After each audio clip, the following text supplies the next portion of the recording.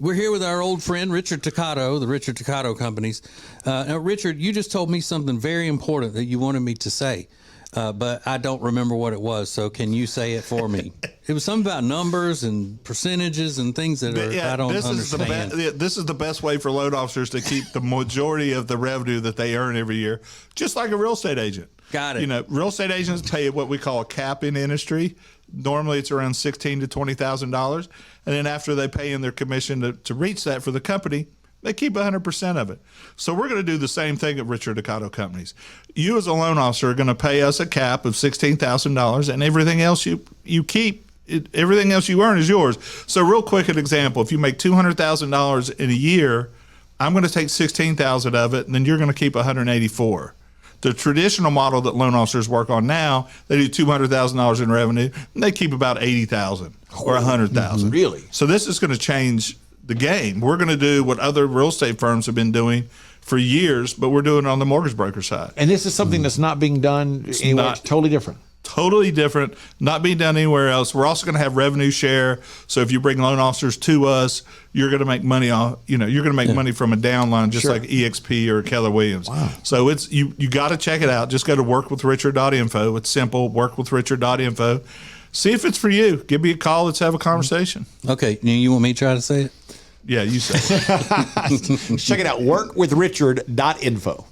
Hi, I'm Thomas Davis, and let me tell you why I'm a proud member of Team Neogenics. If your nagging pain is keeping you from being active, do something about it. Join the long list of pros and average Joes who have found relief with our stem cell and regenerative therapies. After trying all the others, I decided to try Neogenics. My knees and shoulders haven't felt this good since my college days. If you want to get back in the game, do what I did. Visit Neogenics, where all you have to lose is pain. Our nation's second president, John Adams, always slept on the left side of the bed. He believed this would increase his chances of having positive dreams and a more successful next day. That's why every mattress we sell here at Sweet Dreams Furniture and Mattress includes a left side. And for those that prefer waking up on the right side of the bed, our mattresses come with one of those too. This President's Day, you can save up to $500 on Tempur-Pedic sets. Only at Sweet Dreams Furniture and Mattress. It's the Ace and TJ Show with a little extra. Uncensored, unedited, and almost uninterrupted. Get ready for the most extra podcast known to man. The Ace and TJ Show presents the Extra Funny Podcast. Whew. It's raining here. It's a turd floater all day. Yeah, I got Bad dressed business this morning, raining. and I wasn't going to wear a hat. And I realized how hard it was raining, and my umbrella was in the car, and I was like, screw. Then I had to go put a hat on, so I wasted that time this morning. Damn. Yeah. Don't A lot of good that's doing you in the car. Your umbrella. I know. You know, that's what they always say. Parents say stuff like that. Where's your coat? It's in the car. Well, it's doing you a whole lot of good in the car. You need to put it on. Yeah, Rob, you still got 6 coats in your car? Probably down to 2. I had to pull some out because I was running low. Mm-hmm. Replenish my coats. My car coats. Yeah. I got to get my car coats going. I think this is a really cool story. And I guess y'all already know about it because y'all are more advanced on social medias and stuff than I am. But it's the story of this overweight golden retriever. And it's a thing that a woman is doing where somebody had gotten this dog to where it was so obese that it was about to be put down. Yeah. And so this veterinarian assistant, she works in the industry of she's a student. Her name's Anika Brahm. She said that she would take in the dog and keep it, from having to be put down because of its weight. And so the dog was 125 pounds, and the dog has lost 30 in the past 3 months, and she does before and after pictures and all that.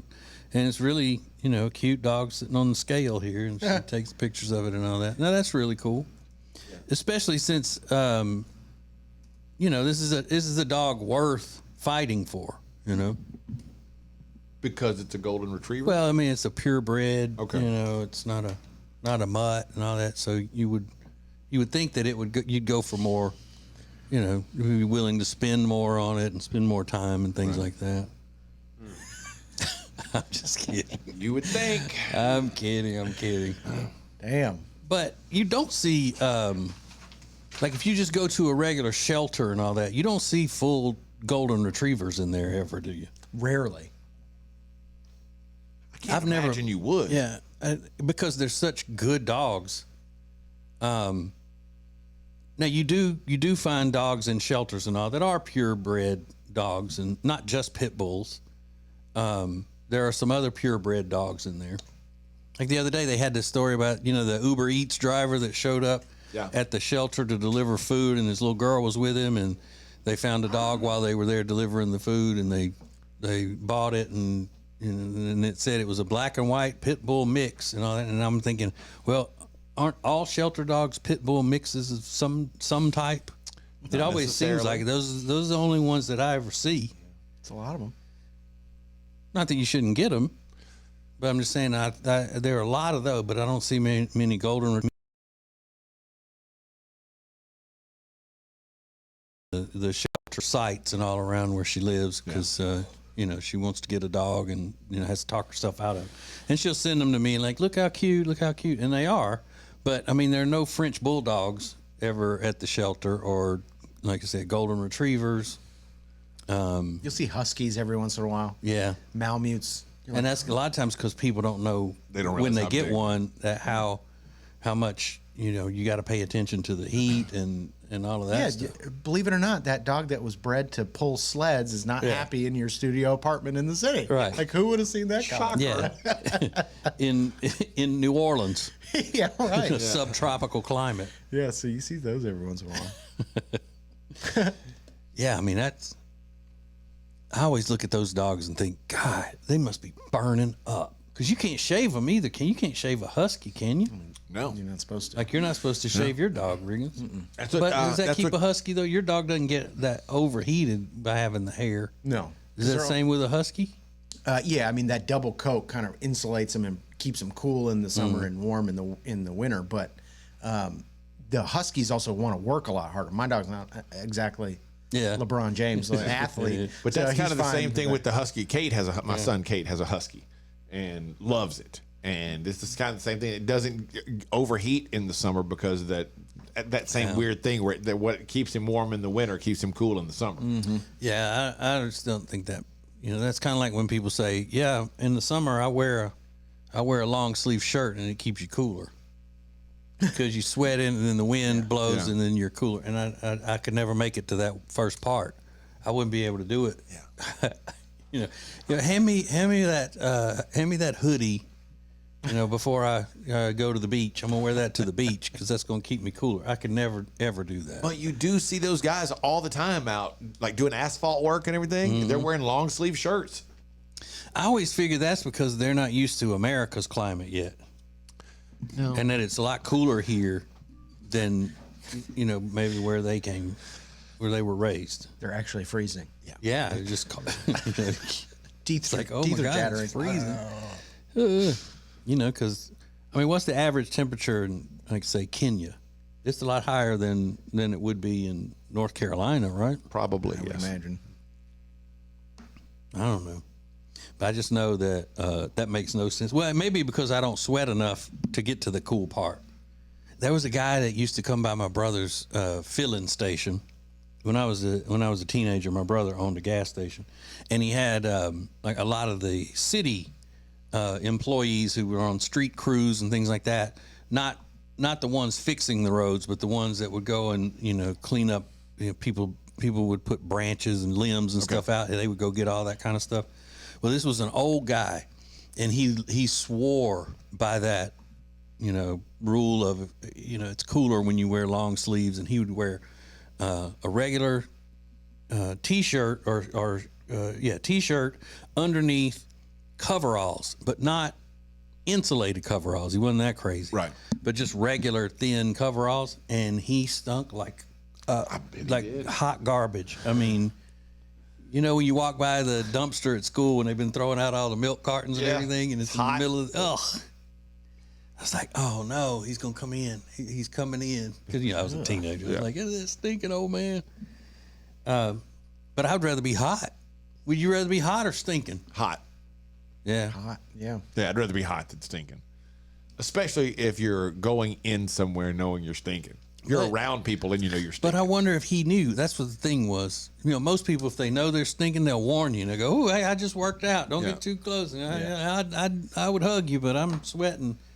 That kind of thing. But if he stunk every day, all the surely time. if he was always stinking. But you gotta think if they started work, Ace at about, I don't know, they would meet at, they called it the barn, where they'd get in their city trucks and all that stuff. So they start about 6, and then they're out picking up limbs and stuff as the sun's coming up and that humidity in Louisiana. Sure. So by the time they would come and get gas in their truck or whatever, it could be 9 or 10 in the morning, and he's already been sweating like crazy every day. Absolutely. But because I always wondered if it was funk on top of funk or if it was new funk.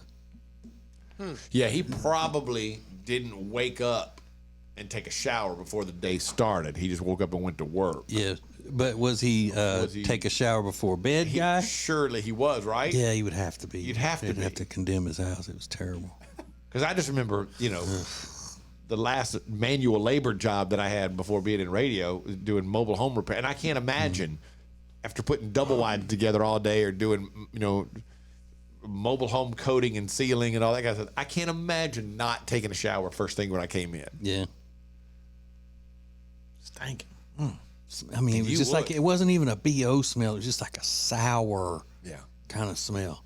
Kind of like, though, that just kind of became how he smelled. Mm-hmm. That was his skint. Like, even, like, he didn't shower good or something. Through the years, it just built up, and that's what he smells like. Yeah, but he was married, and, and I always wonder what his house smells like. Oh. Very nice. Very nice fella. But even nice people need to clean. Still tried to avoid him. Ugh. You never encountered any colorful characters like that, did you, Riggins, when you were growing up? Stinks? No, or, not just as like, much. Like country type, people who, working for the city kind of thing. Oh, yeah, we had, country stores and all that stuff, Yeah, but I mean, but your family doesn't come from that type of upbringing and all that, so it was still at a distance. Like, you couldn't really relate to them that much, right? I cannot relate to that. You didn't know anybody that got drunk and drove home and ran into their front porch and tore it off the front of the house and just got out and was like, well, I'll I hate fix that it tomorrow. But you probably didn't even know anybody that that would work in that kind of job. As what? As like a street crew for the city.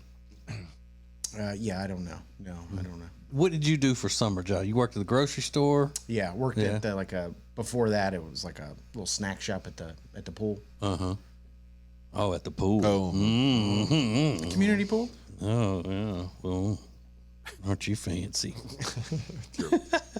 Yeah, it's Probably not a community. By community, he means probably country club. Yeah, we get it. You guys are from small towns. I'm from the smallest town. You just, looked through the fence at the pool out to the commoners like us. Yeah, we didn't. Well, I don't want to tear you down harder more than you already have. Riggins, you didn't know somebody who shut down a mill because he went to the bathroom and it smelled so bad? Yeah. Yeah, I didn't. Unfortunately, no. Or nobody that would spray a fire extinguisher underneath the door of the bathroom at the mill. No one that stunk so bad I couldn't be around. It's the Ace and TJ Show with a little something extra. This is the Extra Funny Podcast. When it comes to losing weight, sometimes you don't even know where to start. You know that it needs to happen, but you need some help. Well, you start by going to acetj.com/weight loss and ordering Calitrin. Calitrin is scientifically proven to help you lose weight, and it is not a drug. It is not a drug. Repeat that. So here's what you do.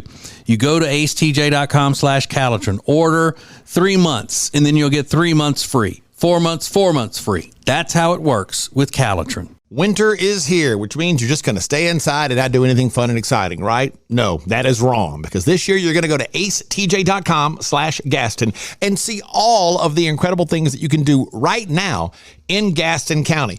Everything is laid out for you, from things to do, to restaurants, to bars, to shopping, to unique weekend activities. And we'll get you ready for the spring and the summer with a list of all their great festivals. Find all of this and much more at acetj.com/Gaston.